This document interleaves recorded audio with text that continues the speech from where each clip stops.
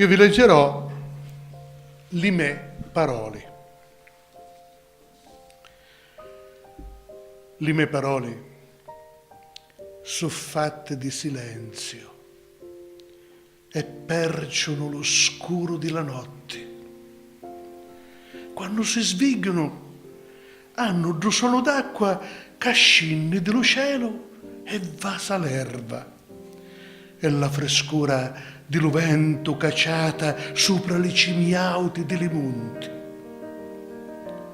Le mie parole camminano in talarrina e sovvagnate d'onde ed non fanno scroscio, ma aspettano porte aperte, onde lasciare chine di luce lo quieto tremolio della mia anima. Grazie.